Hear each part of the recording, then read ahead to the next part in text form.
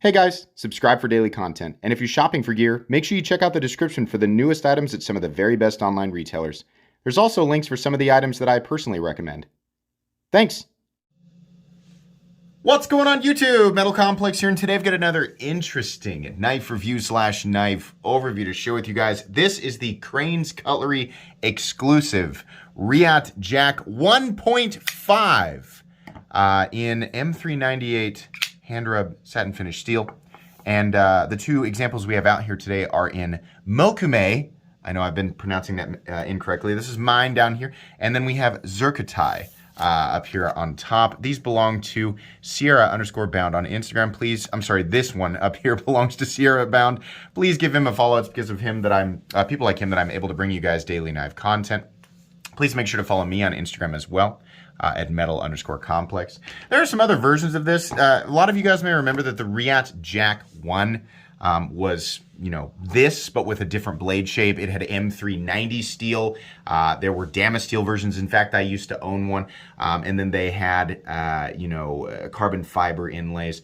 These 1.5s have different blade steel, a slightly different blade shape. And then they do have some less expensive standard versions in, sort of carbon fiber, like different, colors of carbon fiber, and some nice pocket clips, things like that. And then these guys are kind of the upper tier, the more expensive ones. I'm going to tell everybody moving forward so that nobody wastes their time. If you don't know, I'm about to review two very expensive pocket knives. If that's something that bothers you, I wouldn't watch. These are expensive. But here's the thing. You don't have to worry yourself too much because these were so wildly popular that they are all gone. I'm hoping that they do more in the future, but yeah, these are gone, right? So nobody has to worry themselves with, educating everybody else about what you could buy with the money you spent on an expensive knife.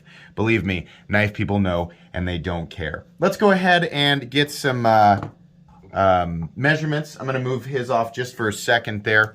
Overall length of the Reate Jack, still the same, coming in at about 9.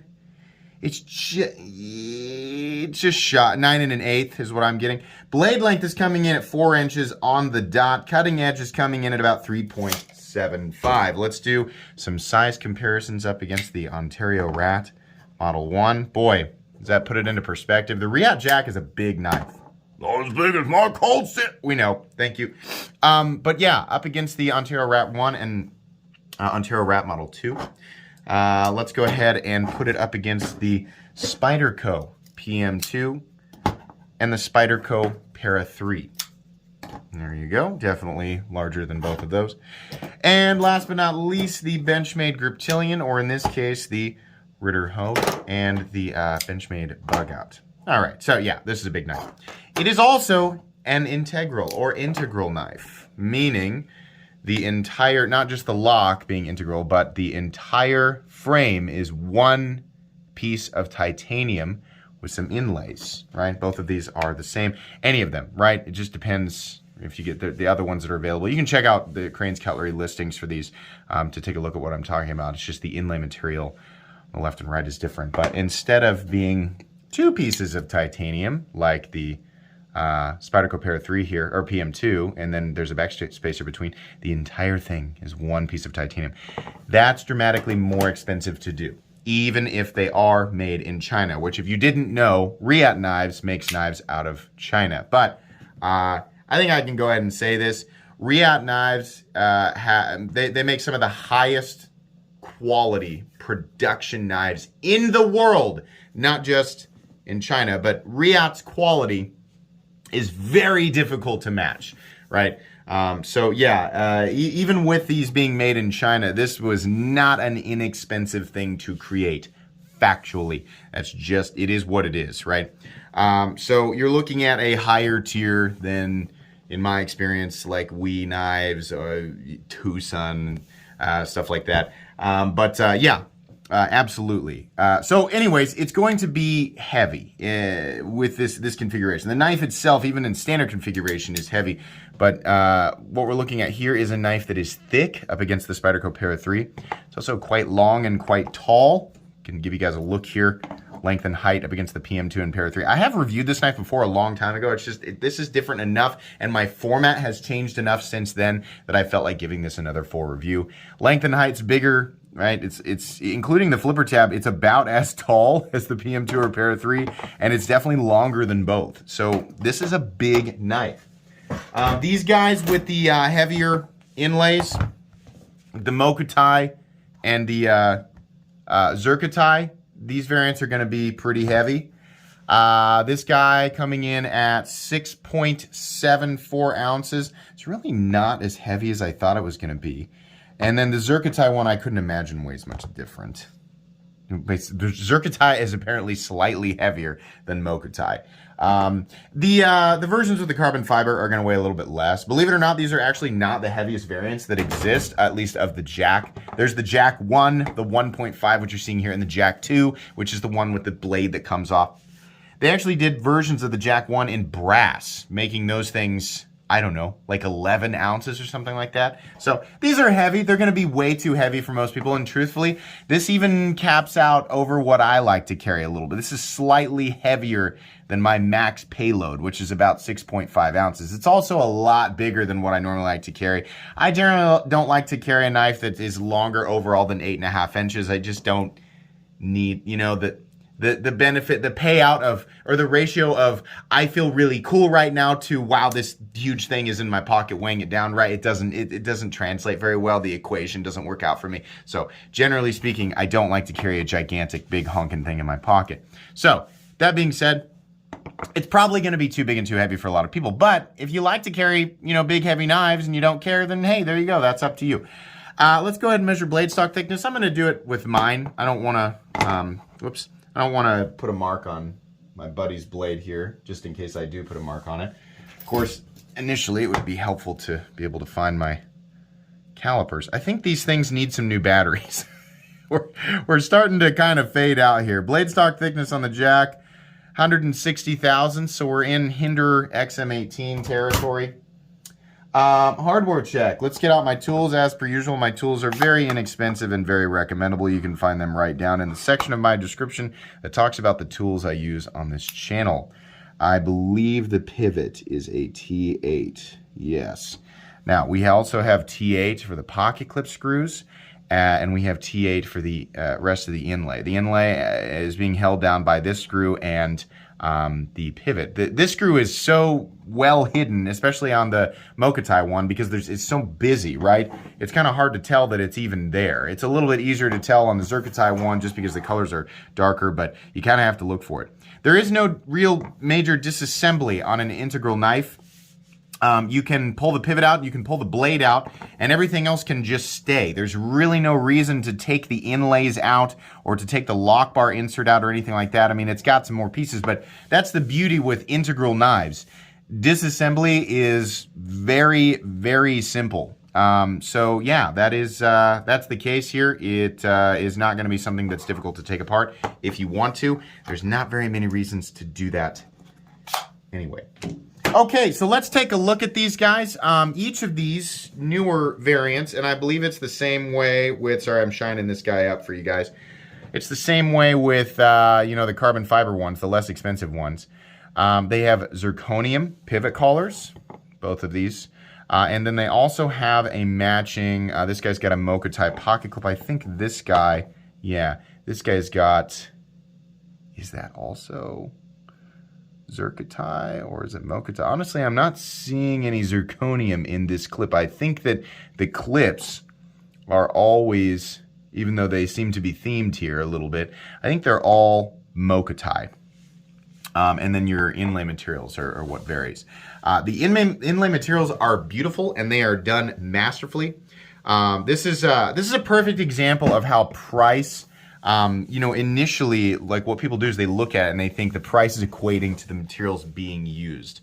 You know, there are lots of knives that are utilizing titanium, Mokutai or Zircotai, and M390 or M398, right? What is M398? It's Bowler's new, thing that's supposed to be better edge retention than M39. So it's just another composition, right? I mean, it's definitely an expensive composition as far as compositions go, but M398, right, if we're talking about same heat treat, same geometry, right, as compared to M390, will have better edge retention.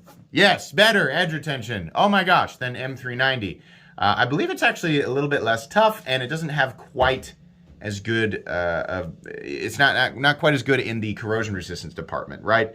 But as per usual, people will generally ignore all of other attributes of a steel except for edge retention and then just sort of rank it that way. So whatever. It's made by Bowler. It's definitely an expensive composition and probably pretty good for knives, right? If someone were to, this is another good opportunity to bring this up. The knives like this are often confused with art knives, right? The common dialogue is, oh, those are art knives. They're not meant to be used. No. These are actually, Mokutai and Zircotai are extremely durable and resilient materials alongside titanium and M398 and the way that these are put together. Yeah. It might confuse or even frustrate some people, but yeah, you can actually take these out and use them really hard. These are extremely, extremely durable knives. The next thing you hear is, yeah, but would you? Yeah, but do people really? Yeah, but can't. Well, whether or not somebody does or doesn't, it really doesn't matter. It's kind of up to them. As I've stated in a recent video, people definitely do use expensive knives. Whether or not they use these, I don't know. I mean, not a lot of people are carrying around knives probably in Zircotai and Mokutai, right? But that's generally speaking because there are not a lot of these knives that are made, and the people who do buy them, right, they're few and far between because they're so expensive, right? So that's just one of those things. But whether or not they can be, yeah, they definitely can. Make no mistake. These are not, these are not delicate pieces of jewelry that cannot withstand the brute force that a cold steel is made to withstand. No, these will stand up just fine. That's just one of those things that's confusing to people who have never handled something like this or don't know anything about the materials, right? No, I'm not trying to shoot anybody down, but that's generally what I hear. It's just from a lack of understanding what you're looking at. We have the Mokume, the Mokutai, which is titanium Damascus infused with Mokume. And then we have a Zircotai, which is titanium Damascus infused with zirconium. I'm going to tell you guys right now, when I bought this, and by the way, there are 24 of each of these special edition variants, right? So there were 24 of these, and then there was 24 with the red carbon fiber and 24 with the blue, and I don't know how many other ones there were, but not very many. So I love how Mokutai looks. I think it's beautiful. You have like the vibrant yellows and sort of light blues and whites and purples and right. But the Zircotai one, I gotta say, looks, I think it's the superior. This is the ultimate version of this knife. The Zircotai is one of the most beautiful materials I've ever seen, and it was actually Scott, my buddy, who sent this in, who first introduced me to the material. The first time I ever handled something in this. It wasn't the first time I was aware of it. It's just the first time I ever handled something in this material was something from Scott. And yeah, this is gorgeous. This was not available by the time I realized that these were a thing, but I would have absolutely picked this one up. And even as the owner of this guy, I'll fully admit this is the more beautiful version of it, right? This is just absolutely stunning. Now, this isn't for everybody, right? Taking looking at these, right, these bright, colorful things, there's going to be a lot of people who jump in and say, oh, that looks like a gas station knife. That looks like a gas station knife because gas station knives traditionally copy elements of custom knives. So we've actually become flip-flopped in our idea, right? And now I'm not talking about like the scorpions and the weird like flaming skulls with the royal flush. That stuff's super cringe. But a lot of times when you see those bright, colorful rainbow elements on knives or the real exotic looking colorations, it's because, the cheap garbage that you see in a gas station knife is meant to mimic oftentimes what you see on a super high-end custom knife, which is backwards from, from what we normally think. But this comes from the materials themselves, right? This crazy looking, right? Because this is, the layered titanium has been anodized to bring the color out, right? Meaning there's a process to it, a process that yields some durability and some resilience, and the materials themselves are very durable and resilient versus some mystery pot steel that has some paint on it, right? It's very, very different. Whether or not you are into that visually, of course, is up to you. Personally, this is something that I enjoy.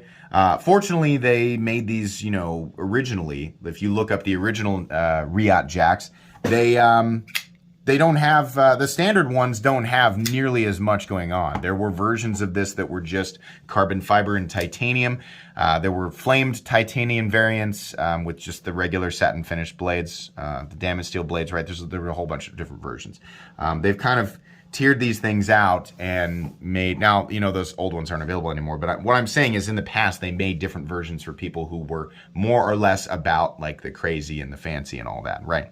This, right? This was fantastic. This is something that I love. I think the Reate Jack is, first and foremost, it is, in my opinion, it's Reate's best knife that they have ever made. This is a 1.5, so slightly different blade shape. I think it's the best knife that Reate has ever made. I think it's one of the best integral designs that exists on the planet. It's beautiful. Ergonomically, it's wonderful. This is a design from a long time ago. Again, outside of the blade shape. Ergonomic lines, fantastic. There's so much room to grip this thing, and it's very, very comfortable due to the fact that the entire thing is contoured, edges are nicely knocked down, the pocket clip is flat, but still has a continuous ramp to rise to meet whatever thickness of pocket seam, right? There's even a little bit of a choil up here, which you can get about 1.5 knuckles into. A little bit of extended jimping right here, real comfortable. Very easy to engage and disengage, and we do have completely, let you guys take a look at that. We do have completely fall shut action on these guys, trying to keep them away from each other because I really don't want to bonk them into each other. Yeah, there's a nice cutout right here and plenty of room to get a thumb in there. There is also, of course, a steel lock bar insert, which you might be able to... By the way, I've changed the flashlight I use in this channel. It's $35 i3T from Olight, which I just find to be excellent. So you can find that. I'll make sure and link that down in my store down there. But there is a steel lock bar insert in there, which is awesome. Part of the reason I like this design so much is that a lot of integral knives, I have another one here that I love very much. And this is another knife with a Damascus inlay. This is my Vero Isotope. I love this knife. I love it. But it's an exposed frame lock, meaning when I go to flip it or manipulate it, if I'm putting pressure on that lock bar, it's a lot harder for that blade to come flying out of there, right? It also kind of, if you squeeze it while you're using it, it can affect the lockup percentage, and, you know, potentially, if you're really squeezing it, this is probably in an extreme scenario, but potentially the lock bar geometry. So I prefer knives that have, you know, sturdy enough lock bars. In this case, it's about the same thickness as a standard frame lock, but it has, you know, the overlay material, in this case the mocha tie, is acting as a stop or a cover, right? Which is just fantastic. For an integral knife that's already one piece, incredibly durable design, one piece of titanium, and then to have the lock bar overlaid with an also incredibly material mocha tie. It's just fantastic. This is so good. I love it. The flipping action is unreal. Yeah, there's so much blade flying out of this thing. It's so smooth. The detent is so perfect. This is just wonderful. This is Reate flipping action supreme. The blade is magnificent. Oh my gosh, this aggressive sort of, I don't know if we call this like a Persian clip point or whatever, right? I called it jokingly the pirate sword blade. But yeah, the blade is beautiful, very aggressive, very good looking. Let's get this guy out of here because we're trying to focus on that one. Nice wedge up top, flat, that carries out something like, I don't know, 65% the length of the blade. Drops down to, I don't know, maybe, I'm not going to call it a thick or thin edge. It's kind of just medium. It'll slice and cut, right? The knife is definitely sharp. The knife will absolutely perform, given that there is nothing in the cutting path at all. It's a thick blade, but, you know, a relatively medium thickness grind at the end. Definitely a knife that you could take. I could take this knife out if I wanted to, right? Now, I use, for people, I do use a knife that's actually more expensive. One of my daily users is a Rockstead Higo 2, which is more expensive than this guy. So it's not necessarily price that's keeping me from wanting to use this. But if I were going to, you could absolutely take this out and use this without gloves for long periods of time because of the ergonomic lines and just the general comfort. Sorry, I'm wiping fingerprints off the blade. The general comfort of this thing. That's what I've always loved about the Jack. That's what I said years ago, the first time I reviewed it. And I'm going to say the same thing now. It's still that good. Everything about the blade is in fact, I'll go ahead and say this. Everything about both of these is perfect. These have no flaws. Fit and finish, everything is just perfect in terms of, I'm not talking about the entire design. Obviously, this is going to be too big for some people, too chunky, too heavy, right? But if we're talking about the fitment, the machine work, everything like that, the execution of these, it is flawless. It is exactly, if you're somebody seeking a knife like this, like if you've got money to burn on a knife like this, you're probably looking for perfection. I don't know too many people who are like, I don't need it to be perfect. Yeah, these are perfect. They are flawless. They have there's no wonkiness or weirdness in the hand rub finish. There's no weirdness in the final cutting bevels and the fitment of the hardware. Nothing. There's no imperfections at all in either of the inlay materials. In fact, the inlay work, just the seam between the inlays and the titanium, I wonder if we can see if we can like zoom in on this for you guys. Look at this. That is ridiculous. I mean, the transition there is so good. It's unreal. Excuse my fingerprints. They're all over this. But yeah, it's just excellent. Look how they float the stop pin in there, right? I love that, how they sort of half moon it. It's just floating in there. Perfect. The back of this, the spine, I love how they do this. I've always loved that. They have a little lanyard bar back here, which is great. It's totally out of the way of the, pocket clip, which is as it should be. The pocket clip looks it's not a bad clip visually. It just looks, I've always thought it looked a little bit weird on the knife, but you know what? It works really well, and there's even a textured pad on top. Look how they diamond texture that, right? Beautiful. In and out of the pocket, super easy because of the smooth contoured surfaces, right? Just beautiful. Carry depth, I'd call that about medium. There's not a ton of knife sticking up out of your pocket, but there's definitely a little bit. Let's give this guy some airtime here. But yeah, everything is this zirconium Damascus is just absolutely a thing to behold. I mean, let's zoom in on this stuff here real quick so you guys can see it. This is just beautiful. And no, you cannot feel, I know it looks like maybe those ridges they would be heavily textured a little teeny tiny bit, but there's no real rise. It looks like it's raised much more than it actually is. The blues, the purples, in contrast with the gunmetal gray of the zirconium, that is just absolutely gorgeous. And to me, you know, this is one of the nicest looking inlay materials that I have ever seen. I'm getting to the point where I'm now like an absolute fiend with this stuff, and it doesn't always look exactly the same. I've got some more stuff, like this is more like blue and purple, and then this other stuff that came on my FIF 20, this is zircotite that's more of an orange and magenta, right? So it depends on, you know, how it's anodized, but I think the contrast with the zirconium is what makes it so nice. I like it better than some of the lighter, you know, colors in regular Damascus, or what we call white Damascus, or materials like Mokatite. But the Mocha May is actually the billet that's mixed in with the titanium Damascus. So I may have been saying Mocha May when I meant to say Mokatite, which is it's everything together, right? Anyways, yeah, very, very, very gorgeous. We have I think a nice big fat stop pin back here, a little bit of shouldering, right? There is no blade play whatsoever, absolutely, completely and totally solid lockup. No lock stick.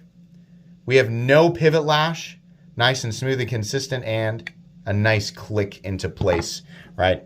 A little bit of a different sound, and I think that's probably because the frame is all one piece.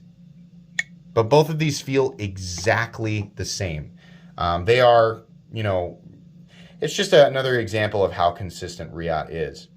Now, like I said, these are not for everybody. Expensive knives are not for everybody. And if you've made it to the end of the video and you're thinking, I bet he's going to try to justify it. No. Have you ever watched my channel? I don't ever try to justify $1,000 knives to people. If you are a collector right? Enthusiast. You've budgeted for this, right? You like Reate knives and you like materials like Mokutai and Zircotai, and you like the Jack. Well, well, this is one you should add to your collection. For literally everybody else, this is ridiculous, right? It's absolutely insane, over the top craziness. Will it work? Sure. But this knife isn't going to perform necessarily any better. And it's like you could say with anything that's super duper crazy expensive, it's not really going to perform that much better than, you know, something that's wildly less expensive, right? Most people can get away with, you know, a $40 to $50 pocket knife, right? That'll be fine. There's no part of this video that's suggesting that you need to do this. But we are in enthusiast territory. If you're watching this video, you're probably a knife enthusiast to some degree, right? No matter where you are on the ladder, you climbed it. You climbed to whatever part of the ladder you could justify, right? So this is a different justification for different types of people. If you're going to be in here and say, you could buy a gun for that, take a hike. We've heard it. We don't care. We're here for knives. We bought these. It's not like we were like, oh God, I can't. I'm looking for a gun to buy. Oh, I guess I'll just buy this. That always cracks me up when I read that. Oh, it's dumb. Get out of here. But yeah, no, these are excellent. I think this is one of the coolest knives that Reate has ever created. It's definitely really neat that Reate has decided to re-release the Jack in a slightly different form and do some crazy inlay materials. I'm so glad that they did it, because one of the knives that I regretted the most letting go out of my collection was the Jack. I don't know why I got rid of my original Jack. That was really stupid. But as soon as I found out they were doing these, it was an easy choice for me, right? How much were these? How much are these? Ooh, $988 for this guy up top, and $1,068 for this guy on the bottom.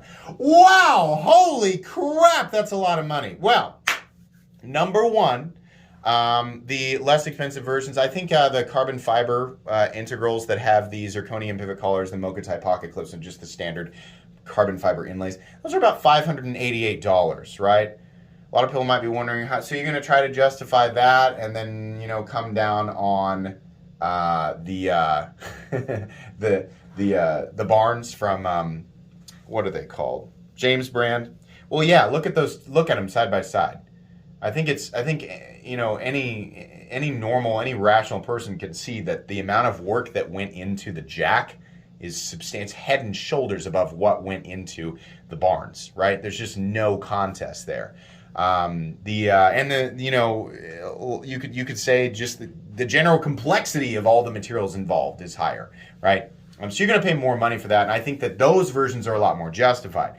You're going to pay, in this case, it's like $350, $400 more for these inlay materials is essentially what you're paying for in this case, right? Now, these are gigantic chunks of this stuff. This is not an inexpensive material. And while that might seem like holy cow, right? It's pretty easy to compare, like to see that jump, you know, anywhere. Most of the time, you won't see knives with these types of, I mean, even the CKF 520, which I think is ridiculously overpriced. This freaking thing was $900. This guy, overpriced. I own it, and I went ahead and overpaid for it, but that guy's overpriced. This, way better. Most of the time, you're not going to see these types of materials on knives for anything less than $1,000. I would say usually anything less than about $1,200. If anything, this is kind of on the cheaper end, right? Now, it is made in China, which is something that is absolutely helping the price. But if you want to compare to other, you know, let's say we had this exact knife, right? Zircotai, titanium integral, and we had M398, and you wanted this made in the United States. Yeah, you're probably looking at $2,000, $1,500 to $2,000 for the United States. So it's just one of those things, right? Where it's hard for some people to wrap their minds around the cost of certain materials when they don't add any specific utilitarian benefit, right? If we're in the $1,000 of this arena of this argument, I would say backtrack and realize that you can make that argument at the $200 territory, right? What specific utility are we getting in a $200 knife that cannot be found in a $150 knife or a $100 knife, right? So my point is, it's kind of pointless to argue because this is obviously an enthusiast collector sort of, thing. And in any case, we all kind of just spend our money on the things that we want anyway. This is something that I am extremely proud to own, extremely happy that I bought. And I would go back and do it again. In fact, I'm going to be keeping my eyes on Crane's Cutlery for projects like this in the future because I'm very interested to see what other things they might bring back. Oh, yeah. I think you guys should be too. Check out Crane's Cutlery. I have nothing worked out with them. Literally, I don't even have an affiliate program worked out with them. And I paid for this knife. But I mean, legitimately, you should check them out. They have some awesome stuff. Thanks again to Scott, to Sierra Bound, for sending this in for me to take a look at. Please make sure to follow me on Instagram at metal_complex. I think we should probably put that maybe right there because of the end screen title cards covering everything up. If you enjoyed this video, oh, wait, by the way, these will go in my favorite knives of all time. Definitely not a knife that I recommend to everybody, obviously. I mean, this is just so massively overkill. This is not a practical purchase at all. But definitely one of my personal favorite knives of all time, so that'll be going in my favorite knives playlist. If you enjoyed this video, leave a like. If you'd like to check out my other content, I do, of course, have lots of videos of knives that are either expensive or inexpensive that I do or don't like, so check those out. And if you enjoy all my content, go ahead and click on that Metal Complex logo right there and subscribe because there's definitely more coming. Thanks again for watching, everybody, and have a great day.